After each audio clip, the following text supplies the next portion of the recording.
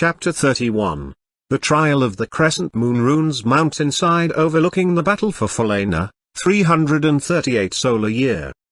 Following Jean's keen magical awareness, the two made their way to a low-riding mountainside a few miles from where the main battle was still unfolding. They saw the trio of priests sitting on a cliff overlooking the whole battle below. All three were channeling their crescent runes and were communicating with each other about what tactic to use next. Moreover, someone had erected a force field around them and placed about 40 zombies between them and any would-be attackers. Marcus could overhear them talking. "The fight is as good as won. We outnumber them nearly 2 to 1. They've lost the high ground and the element of surprise. Plus, their men are tired and exhausted from our first wave of pawns. I tell you the fight is as good as ours as long as we can press our advantage," spoke the left voice. The right voice added, "You are correct. But still, we must not underestimate them. A wolf is always most dangerous when it's backed into a corner like this. They'll likely try something desperate soon enough." Now the middle one added in an eerie voice, "Look. Their main force is pushing eastward. They must be trying to clear a path back toward the river in hopes to escape. Let's crush them. They're distracted. Good, let's make our move now. So, I'll still have an army to command tomorrow," Godwin whispered agitatedly. Jean's normal pleasant demeanor turned into a more serious one. "Very well, Lord Godwin. I will dispatch their protective barrier. Their minions, I'll leave to you. Also, let's—" Jean was unable to finish her final sentence for Godwin had already rose to his feet and was already starting to cast a spell from his very rare and powerful Pale Gate rune. This unique rune allowed him to summon various creatures from another world to destroy his foes. It was one of the most powerful common runes in all the world. Moreover, only the most experienced and talented runic practitioners could use it. The Pale Gate rune's emblem started to glow on Godwin's forehead as the glyph likewise appeared above his head. Next, purple spirals of energy formed around the man's body until a small horde of centaurs, clad in iron armor complete with spears, seemed to appear out of nowhere. This small mystical battalion began to charge the undead forces that stood between them and the three magicians. Charging at full force, these unworldly centaurs plowed through the squad of undead guards like a stampede of destruction. Trampled and broken corpses now littered the ground between them as these half-horse creatures vanished. Whatever dark magic had animated their dead bodies back to life prior was undone by Godwin's spell as the corpses were now motionless as the grave. Concurrently, Jean in all her voluptuous form approached the trio's shield. She raised her magician's rod as something resembling a lightning bolt appeared above her head as she channeled the thunder rune in her left hand. She declared in a soft voice, "Furious Blow." As the second most powerful spell in the Telements family was being summoned, a type of vortex about a meter wide appeared in front of Jean's staff. From this cloudy opening in space and time waves of electricity came pouring forth directed at the barrier. The waves of electricity were concentrated together like a beam of light emanating from a lighthouse on a dark night. As it struck, the barrier started to glow with a darker hue of red as Jean's attack buffeted the force field as stormy waves batter a ship at sea. The shield grew even darker red until it was no longer transparent at all, but fully opaque, covered in reddish hue that was so dark it looked more like sanguine. At last, Jean's attack broke through as a sound like glass shattering filled everyone's ears as the barrier fragmented into a million pieces and its shards fell to the ground like sparks from a blacksmith's hammer hitting hot metal. The husband of the future queen looked over at Jean. Both had pleased looks on their faces as they each had quickly dispatched the obstacles before them. Now the real test of magical acuity was about to begin. Only the left one, who seemed to be the more arrogant of the three based off the previous conversation they had overheard, rose to his feet saying, "I alone will handle these interlopers. You guys press our attack and crush these Falanin mongrels." The other two said nothing, but remained sitting down and channeling their crescent runes more intently to compensate for their missing party member. Marcus was never one to test the waters to feel out his opponent's strengths and weaknesses, but rather had complete confidence in his own abilities. Thus, he preferred to overpower his foe right from the start. Also, seeing Jean cast such a powerful attack with so little effort, while his attack while formidable was still the weakest of all his Pale Gates spells. And while that spell was enough to overwhelm a few dozen zombies, he knew he would have to use a much stronger attack against this dark cleric. After he drew his blade, he placed both his hands on the hilt of his rapier, and raised the sword high aloft his head. He began murmuring an incantation rather quickly. In an instant, the fiery symbol of the rage rune appeared as the word's final flame left the man's mouth. This was the most powerful common attack spell in the fire rune family. The unyielding spell began to materialize itself. Large clouds began to form around them as out of nowhere several dozen meteor-like objects began to fall from the sky and came burning and crashing to the earth around the first commander of the undead. Yet, he stood still as plumes of magically generated smoke and fire burned everything around him in a hellish consumption of heat and flame. "How did you like that one? Or are your ears too full of ash and smoke to hear me?" yelled Godwin boastfully. As the smoke cleared, Godwin's smirk quickly turned to one of dismay. There before him in the midst of the still burning grass and scorched earth was there, likewise, overly confident magician. He had his right arm bent and lifted in front of his face as though he was using his arm to block out the intense glow from the fire from blinding his eyes. Moreover, the crescent rune symbol was shimmering luminously upon the back of his hand. Now it was this man's turn to bluster as he came stepping forward and in a dark and menacing voice gloated, "Is that all you got? Was that your best? Fools! You have no chance then. Just like my master's half-moon rune, this type of rare lunar magic has several amazing abilities. Not only do we control the undead, but this rune allows me to mitigate several magical attacks. Even ones as powerful as yours. Now it's my turn." The magician quickly summoned his unique rune's power as the crescent emblem appeared over his head, and in a moment's time the area around them grew dark as night and an artificial magically created waning moon appeared over them, and shot a beam of pure blue light at Marcus. It was traveling so fast that he had no time to dodge it. However, Jean, the old, but ageless in appearance, sage, didn't miss a beat. As though she was expecting him to cast this spell, she was already channeling one of her own. As the dark rune bearer had been gloating, she used her flowing rune to erect her own type of magical barrier. With the aquatic magic, she casted Protection Mist. This spell absorbs and mitigated most incoming magical damage, but only for one attack. That combined with Godwin's own very high magical defense, the once powerful luno-magical spell had only a minor impact on Godwin. The Queen's Knight glanced over at Jean and gave her a small nod. It was the closest he had ever, or would ever, come to saying thank you in his whole adult life to another person. Marcus Godwin was not in the habit of needing to be rescued, nor did he like the idea of owing someone. He wouldn't be so careless again, he thought. While these ideas were going through his mind, Jean cast 3 back-to-back minor lightning attacks of Thunder Runner in rapid succession. The first 2 were deflected as Marcus' previous powerful fire attack had been, but the third one was different. While most of the bolt of lightning was absorbed, however, some of the magic got through to its target. This did a small amount of damage to the spellcaster. It didn't hurt in any significant way, but his face took on an expression of concern as he realized his rune was not as invincible as he had previously thought. Jean's calmer smile returned. Then, she looked over to Godwin saying, "I thought so. His rune's defensive abilities are nowhere near the strength of its parents. He's vulnerable now." Godwin's eyes filled with glee again at these words from his attractive and informed companion. Neither said a word, but seemed to be reading the other one's mind as in an instant both again lifted their weapons in the air and called forth very powerful elemental spells.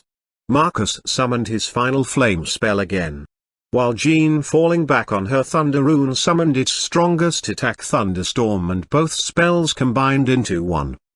Such a unity of spells is only possible if combining the strongest attacks of certain elemental types, such as water and wind, earth and fire, lightning and water, or in this case fire and lightning. This combined elemental attack was known as Flame Array. It was famous for delivering maximum destruction and damage. Quickly, a fiery tornado began spinning all around the dark magician as bolts of electricity began also surging through the spinning force onto the man. The combined fire and lightning spells unleashed total devastation on him, but still his two other companions did nothing to try and help their dying comrade. Instead, they maintained their meditation on using the force of about 20,000 zombies to defeat Alan's forces in the valley below. When the storming holocaust was through, both Jean and Marcus took a moment to catch their respective breaths after using such a powerful attack. After the dust had settled a bit, they saw the results. All the previous zombie corpses that had littered the ground had been burnt to ash and dust. Yet, the magician was on his knees still alive somehow, but barely. Most of his skin was burnt and the cloak that had once covered his body was entirely consumed. He was taking in slow and deep breaths as well. The left priest had placed all his magical energy into a single defensive spell from his Crescent Moon rune, but still it had done him no good. His time was quickly expiring. He turned toward his two allies and in a hoarse voice, coughed, "Brothers, avenge me." He at last fell over dead. The middle brother remained stationary, still unconcerned with what was unfolding behind him, but the right one however stood up and looking at Jean and Marcus laughed scoffingly. He raised his left hand and rod, sending his two adversaries flying backwards into some nearby trees by means of some transparent magical force. Godwin grabbed his forehead as he slowly stood up, using the tree behind his back for support as he was still woozy from the sudden blowback. Shaking his head, he asked Jean, "What the hell was that? I've never seen such an attack before." But after hearing no response, he looked over to see Jean was unconscious. With her sparsely worn attire, Marcus could see her chest moving up and down gently. She was breathing lightly still for now. Godwin picked up his rapier before rising to his fullest height and walked forth slowly to his newest opponent. The right magician laughed again. "Weaklings, it took your strongest combined runic attacks to defeat the weakest of us three. Even if you had the strength still to cast such an attack again, it would do you no good, as my powers are far too great to be done in by such a feeble spell." The nobleman used some mega medicine he had in his pouch. This helped clear the fog he had in his head. Again, Godwin grinned before spitting on the ground. The saliva was mingled with some of his own blood. The newest Queen's Knight mocked him, "My best attack, please. You stupid little hooded man. I've casted that same level of spell by myself as part of my daily training for years now. Much like you, it is nothing." Both men sneered at each other's words. Despite his bravado, true as it may be, Marcus was hurt and he knew he had to buy time for Jean to wake up. Even if he could defeat this one on his own, he would need her help to beat the third one. Because if this second magician was indeed as powerful as he was boasting, and judging by what Marcus was sensing, it didn't seem likely he was lying. While Godwin was a great magic user, his swordsmanship was about average. However, that morning before leaving and, also, knowing Jean was a master Thunder rune user, he elected to bring a Mother Earth sword rune instead of his normal lightning rune, which he kept in his left hand. No point in being redundant, he reasoned. This simple rune would charge his rapier with elements of an earth rune as a sword, meaning it would increase his resistance and defensive skills while infusing his blade with earth-type magical damage with each hit upon his enemy. The second magician raised his staff once more in an attempt to blow his opponent back. This time, however, Marcus was ready for it. The symbol of the rune appeared as he raised his sword in a defensive posture. His protective spell worked like a charm as the burst of energy was successfully reflected back at the caster. The experienced conjurer, however, would not be done in by his own attack though, as he lifted his rod like a batter and swung the reflected ball of energy off into the distance as easily as one would swat a fly. Even an average swordsman like Marcus was able to recognize a good opening when he saw it. While the enchanter was smashing his own attack away, Godwin began his charge.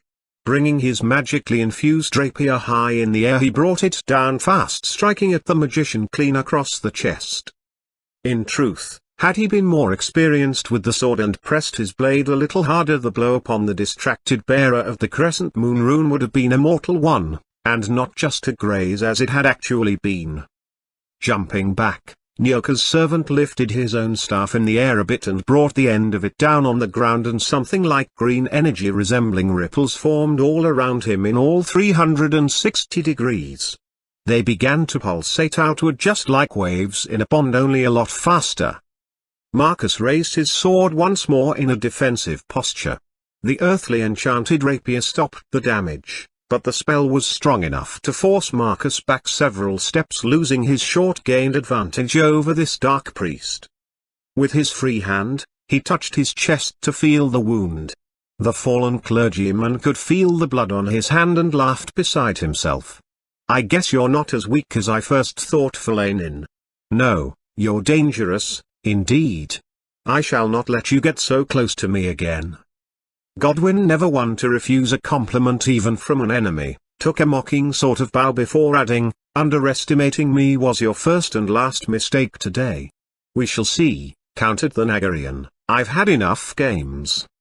Removing his cape and hood, the magician revealed his face and body, which was pale and gaunt. Godwin was immediately repulsed by his appearance and had no problem showing it in his facial expressions. The deformed mage snickered to himself before declaring loudly, "Feel my master's wrath." His crescent rune started to shine upon his albino-like hand with a pale blue light.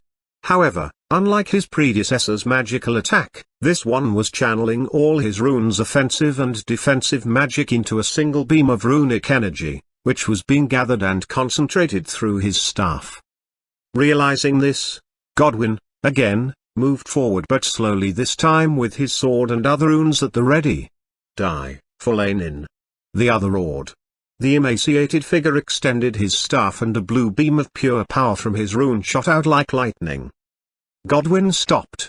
He placed both hands on his hilt, and channeled the full power of his Mother Earth sword rune into the rapier. The defensive magic alone was no match for the unique and powerful magic pressing against him from the Crescent Moon bearer. Immediately, Godwin used the rune in his right hand, the Rage rune, to give more power to the other rune in his left hand. For the moment it was enough, but he couldn't keep this up forever, and Marcus knew it. His mind began racing for ideas. That's when he had one. It was a crazy idea. A stupid notion really, but what choice did he have? It would require absolute concentration of all his skills. He had never dared to try and cast 3 powerful runic spells all at the same time. It could kill his enemy or kill himself in the process. Maybe, it would do them both in, hence the stupid part. He laughed slightly. Oh, well. He conceded to himself. Godwin had only used this attack a few times before, back when he had first acquired the Pale Gate rune. The final and strongest spell allowed one to summon a large powerful demon-like creature from the abyss of Otherworld. Yet, no matter how many times he tried to summon this creature, it never appeared in front of him, but always behind his foes. As such, when the behemoth of a monster unleashed its deadly magical attack upon its target, it shot not only through them with great force, but the spellcaster, also, took some of the splash damage as well. However, this attack from behind was precisely what he needed right now. Marcus only had enough strength left for this one attack. There would be no second chances. While still channeling, with much of his concentration being in the runes in his left and right hands, he began channeling the third rune in his forehead. He had never channeled 3 runes at the same time before. He wasn't even sure what would happen. Placing whatever reserve focus he had that wasn't being used to conduct his defensive spell, he tried casting the Pale Gate's final spell, but it wasn't enough. "Damn it!" he yelled, "I need more power." Redirecting as much of his power from the defensive spell that he could without it breaking his sword and killing him, he began reapplying these energies into his Pale Gate rune once more. The loss of power, however, to his defensive spell was noticeable, as the force from the lunar attack was now starting to drive him backwards. I can feel you slipping," squealed the ghastly priest with delight. Now it was Godwin's turn to laugh. "Fool. Not slipping. Powering up. Come forth, demon. Empty world." A new runic glyph appeared above Godwin's head. Then, the ground started to tremble as a magic pit formed behind the distracted priest. Only out of the corner of his eye could he see this unholy image. It was a large beast of a creature complete with dark blue skin and a ferocious countenance. He couldn't stop channeling his lunar attack as all his power was tied up into this single strategy. To stop would mean his doom. Pillars of purple lights started to form around the beast, who was drawing energy from them into his chest. The creature raised his arms in the air and the beams of power came bursting forth from its torso right into the back of the second priest, whose own spell immediately stopped. Although, Marcus didn't stop channeling his own defensive spell, for he knew what was coming his way. Some remnant of the demon's deadly magic raced toward Godwin. His sword had had enough. Magically imbued or not, the metal of men was not meant to handle such powerful supernatural forces, and it broke into several pieces. Likewise, Marcus fell down as well. His spell had protected his body from most of the splash damage, but it didn't matter. He was totally drained and surprised to be alive for the moment, but he could feel a darkness creeping upon him. He had used too much energy from his own body in order to cast 3 different spells at once. The night was about to pass out and he knew it. Just as he was about to drift off and lose all consciousness, he felt a cool glow begin to fill his body. He could feel it pulling him back from the brink of shadows. He had enough strength again to open his eyes. It was Jean. She was again using her flowing rune to save him. This time she was using Mother Ocean, the strongest single healing magic of all the 5 elemental runes. Marcus felt his full physical strength return immediately due to this spell's uncanny healing ability. But his magical strength was still exhausted, as was Jean's after this powerful spell. So, she pulled out 2 small items. They looked like some various mixed herbs tied together by some kind of leaf. "Here, eat this," she prompted with her normal girlish smile. "It will help recover your magic. That spell I just used on you took up the rest of my strongest magical talents as well. I'll eat one too, I guess." Tee-hee. Marcus didn't know what he was eating, but he wasn't about to doubt her. His only real question was, where had she been storing these things? She had no pouch on her belt, and it was obvious she had no secret hiding places on the rest of her slim amount of clothing. He didn't care though, because he could feel his magical strength beginning to recover immediately. Plus, even more importantly, the third and final magician had stopped channeling and was standing up surveying the battle below. For a moment, there was total silence. Ever since this battle had begun, Godwin had always heard the sounds of fighting echoing from the valley below them. Men shouting and screaming. Beasts galloping. Steel clashing with bone. And most eerie of all, the sounds of 20,000 undead ghouls moaning at once. But now there was total silence. Their zombie army had stopped, and apparently so had the remaining Fulanin soldiers at this surprise turn of events. The final priest spoke nearly as coldly and hollow as Nyoka did, but only without the old-fashioned vocabulary. "So, you have bested my brothers, eh? Behold the true genius of my master. Runes of the Crescent Moon reveal your greatest power." Suddenly, his runes started glowing, and more surprisingly the 2 other Crescent Moon runes of the 2 corpses of the former magicians did as well. The middle magician spoke up coldly again. "Mighty rune of the moon, I ask for one more chance for my fallen brothers.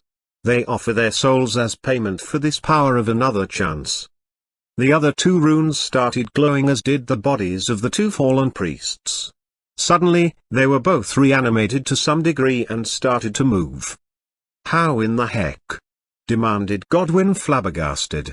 Jean's face returned to a stern look once more before she responded with a question of her own. "I didn't think zombies could bear such powerful runes on their own." The final living Nagarian laughed a hollow laugh and replied, "Such is the power of my master and the Moon Rune family. As part of its magic resides in these offspring runes. By forfeiting their souls, they have gained a second chance.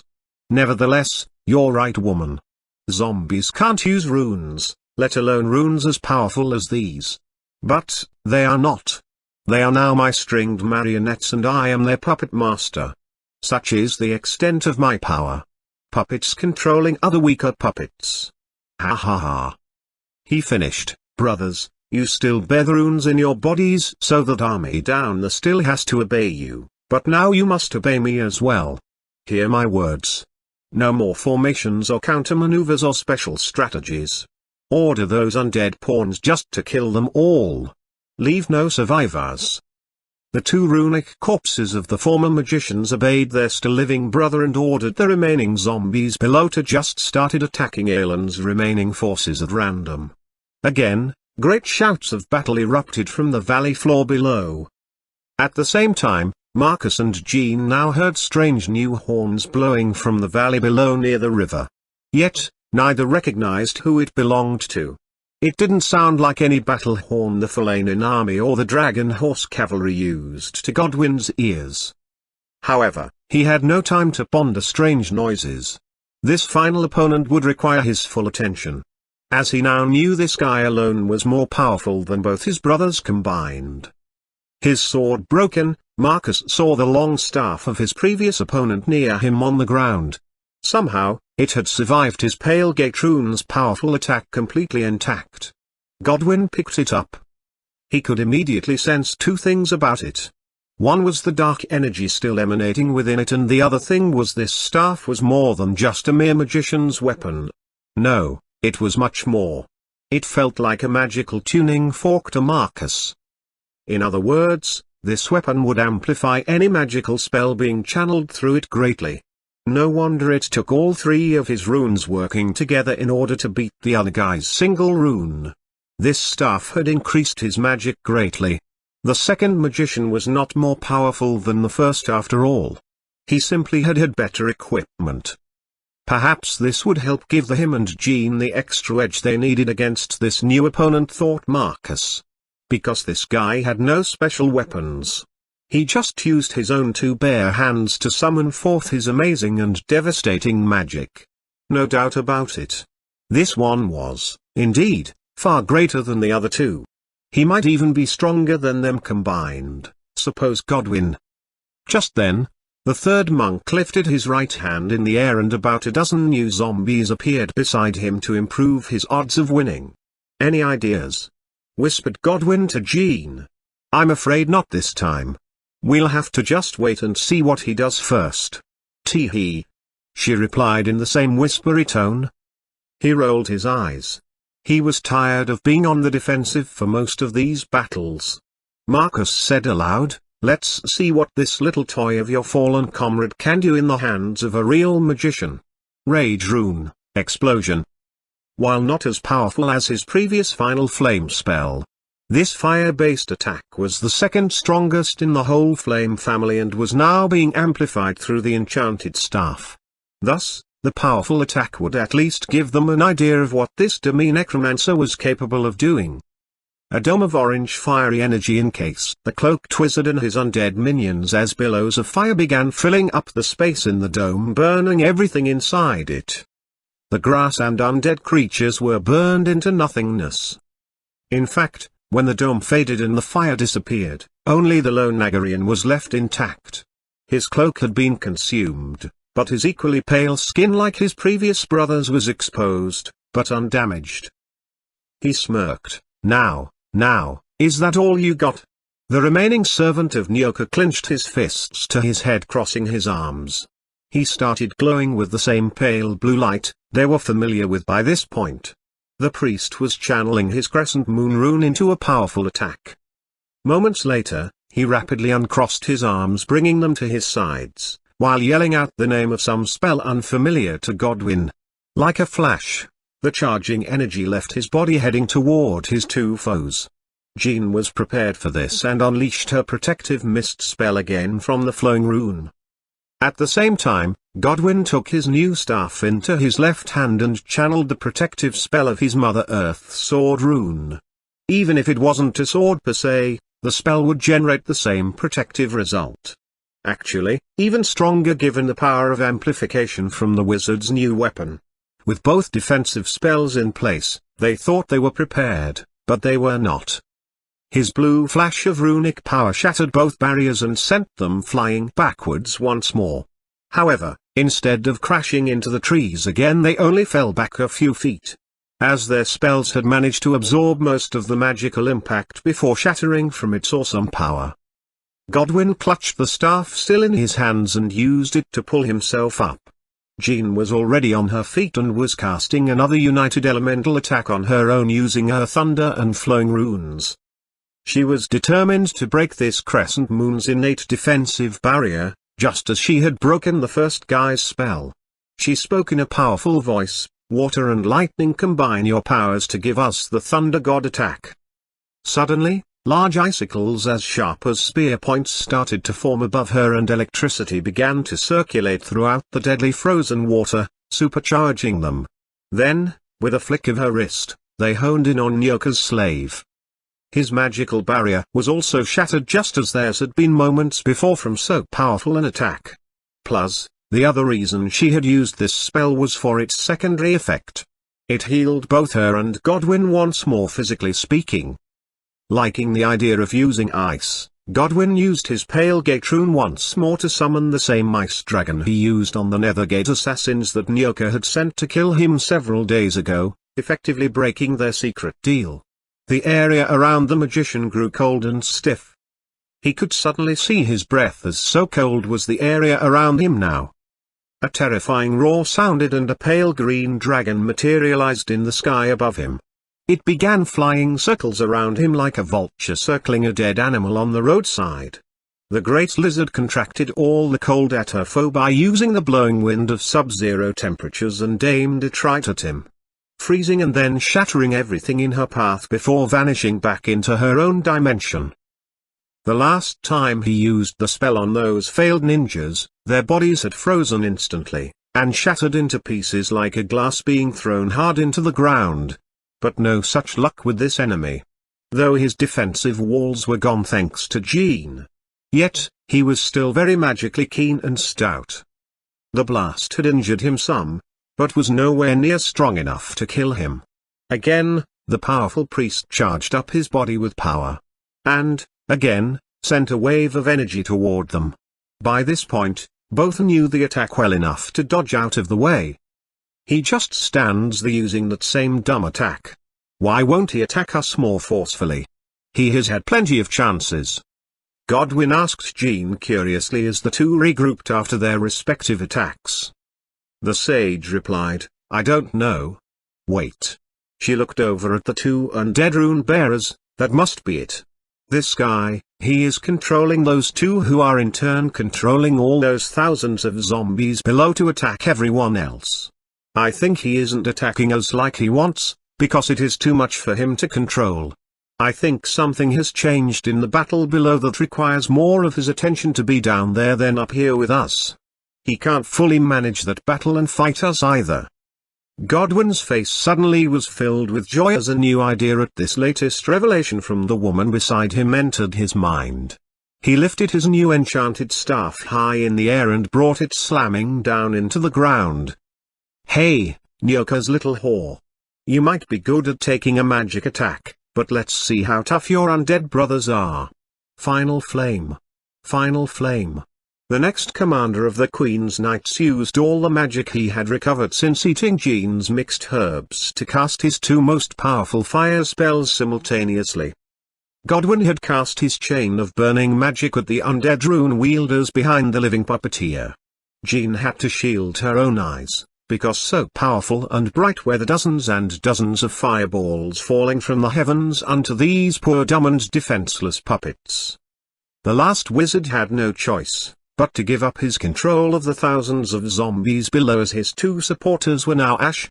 Their bodies were wholeheartedly annihilated by these twin flame spells. Now able to use his full power and driven mad with anger at what had just happened, the dark magician called out, "Come, you two children of the moon rune. Come, join your power with my rune and let us lay our enemies asunder." The two crescent moon runes that were laying in the ashes of their former masters seemed to hear his words and responded. They started glowing and rose from the dirt and were moving in midair toward the priest and his own glowing rune. However, before they could reach him, they stopped, changed direction, and headed toward the master rune mistress, Jean, whose own rod was glowing a mystical yellow-white color. This spell she used was the same kind used to place any common rune inside a person's hand by any average rune sage professional. It was a rather mundane spell. Marcus recognized the simple spell immediately, as would any child who spent more than 10 minutes in any rune shop in the city. Yet, Jean was more than just a commonplace rune sage. Godwin had figured that much out for himself long before this battle had ever started. In her same girly voice, Jean spoke calmly, "You silly man, thanks for showing me that these runes could be commanded by simple rune sage abilities. If I had known that, then this fight could have been over a long time ago. Tee-hee. But since you like your lunar magic so much, here. You can have a double helping of it." The two floating runes seemed to obey the voice of the unrivaled rune master. Despite the monk's shouts and threatening words, the crescent runes obeyed only her voice now. "Destroy him," she said calmly despite the severity of the command. Both runes glowed brightly and sent beams of blue energy at the last servant. Concurrently, Marcus only had enough energy left to cast the simplest of fire attacks, but amplified through the staff it was stronger than most medium-class fire spells. Jean, too, had enough in her to cast one final furious bolt spell. As before, a small void appeared in front of her as the rays of electrifying energy came pouring forth. The enraged magician couldn't withstand the onslaught of all four spells being directed at him. He could feel his control slipping. The runic spells consumed him entirely as his body was too exhausted from the strain. He fell to the ground defeated as the spells faded away. Before he, too, faded into nothingness, both heard him say in a hushed cold whisper, "Fools. You are all fools. Soon you shall all be dead fools." All of this was merely a distraction. By now my master has finished the ritual of ascension. The sun rune will soon be his. A new god of death has been born. Master Nyoka, remember your promise. With that his body turned to ash and eroded away. Only his rune remained where his right hand had once been. What the heck was he babbling about? Becoming a god? The sun rune? The ranting of a fool and madman. Indeed. Godwin scoffed. Jean said nothing. But, secretly she was worried for her friends. Moreover, she saw Godwin eyeing that rare and powerful lunar rune lying in the ash. She used her sage powers to summon it to her as she had done with the other two previously. Now all three runes were floating near her. She waved her white glowing rod in front of them. The crests inside the orbs seemed to disappear, leaving the orbs now utterly empty as the magic inside them rose into the air like smoke and vanished without a trace. She added, "These little things have caused quite enough trouble for one day. We can't risk them falling into bad hands again, can we? Don't you agree, Mr. Godwin?" Tee-hee. Godwin said nothing. He only walked ahead of her toward the mountainside overlooking the whole battle while rolling his eyes callously at her. However, his mood quickly changed as shouts and cheers could be heard coming from the battlefield below. Jean joined him on the edge of the cliff and they gazed down into the valley. The fight was over. The survivors below were cheering at last in true victory. They could still see many hundreds, if not thousands, of zombies still below though. But they were not attacking anymore. They were wandering around aimlessly and slowly without purpose or direction, since all three monks were now dead. Marcus Godwin smiled brightly as a new thought, or rather an old one, had just returned to his mind. He was now officially and fully the commander of the Queen's Knights. Furthermore, he would be heralded as the hero of the hour. He would soon be recognized as the one who had bravely defeated those undead generals, which allowed the soldiers below to overcome these impossible odds. His family's place as a political powerhouse in the Quendom had firmly been planted this day as well as for generations to come, he told himself. A great and twisted glee filled his heart.